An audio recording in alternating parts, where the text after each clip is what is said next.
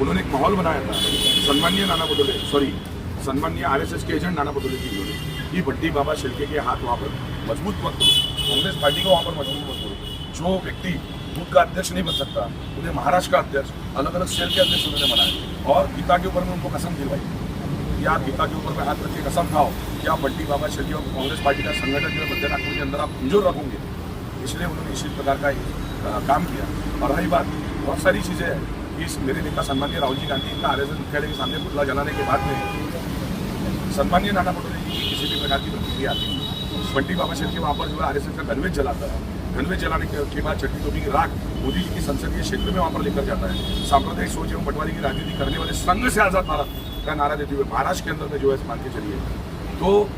कहने का मतलब इतना ही है कि प्रतिक्रिया आप देते हैं। आप जिस प्रकार से जो है मुस्लिम समाज के संत के ऊपर में यानी टिक्का टिप्पणी अगर भारतीय जनता पार्टी का कोई अगर नेता अगर कहता है मस्जिद के अंदर जाकर उनको अगर मारेंगे तो उसके बाद में भी प्रांताध्यक्ष कांग्रेस कमेटी के अध्यक्ष मैं ये कहूँगा कि आरएसएस के एजेंट नाना पटोले जी ऐसे समुदाय के लिए जो है कुछ प्रतिक्रिया देते नहीं है। और उसी तरीके से इस प्रकार की विष बोने का काम, इस प्रकार का जहर बोलने का काम और इस प्रकार से पौधे को पेड़ बनाने का काम, यानी अलग अलग जातियों में पेड़ निर्माण करने का काम जो आरएसएस और भारतीय जनता पार्टी वाले जो नेता जो करते हैं, जो स्वयंसेवक जो करते हैं, वो स्वयंसेवक ये खुद नाना पटोले इन्होंने इतने सालों में इन्होंने इतने सालों में आप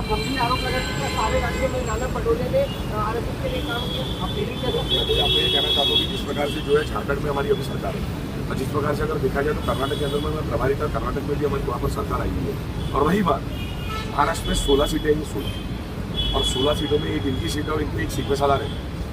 नागपुर के, उनकी एक सीट है ना। और उस सभी को मालूम है उनकी जो सीपे सलार है उन्हीं के माध्यम से जो है मध्य नागपुर का संगठन जो इतने सालों में इन्होंने कमजोर रखा। मेरे एक मित्र है हमारी कांग्रेस पार्टी के, जिनकी जो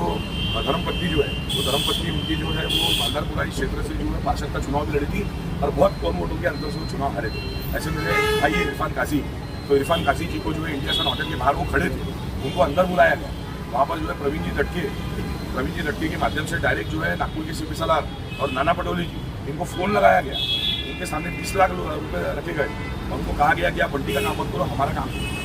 और वो भी आपके सामने ये सारी चीज़ें जो आपके सामने जो घटना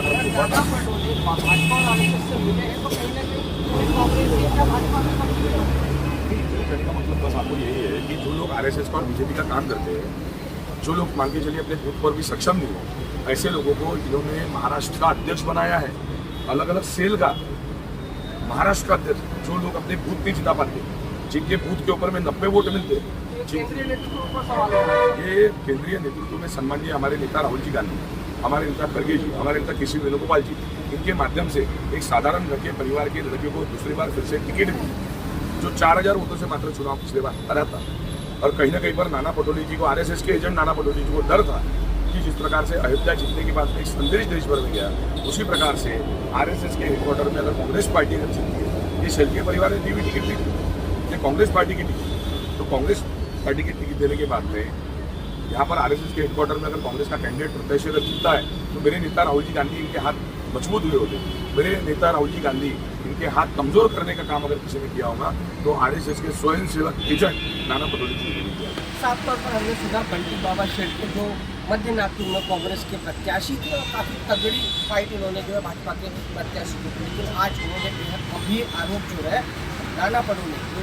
राज्य के प्रदेशाध्यक्ष कांग्रेस कमेटी के ऊपर बहुत गंभीर आरोप लगाया। नाना पटोले को सीधे तौर पर उन्होंने आरएसएस और भाजपा का एजेंट घोषित कर दिया। बहुत बार हमने देखा है कि कांग्रेस से बदलकर जो अपनी पार्टी छोड़कर भाजपा में भी लोग गए हैं, लेकिन यहाँ बैठे बैठाए तो लोग बड़े कद्दावर प्रत्याशी का नाना पटोले पर इस तरह के गंभीर आरोप लगाना कांग्रेस के अंतर्गत कलह के साथ साथ उनमें कहीं ना कहीं असंतोष की लहर को भी दर्शाता जरूर है।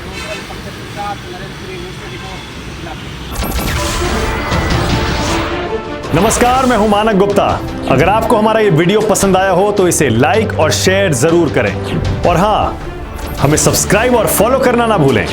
ताकि आप देश और दुनिया की कोई खबर मिस ना करें। तो जुड़े रहिए हमारे साथ और देखते रहिए न्यूज़ 24।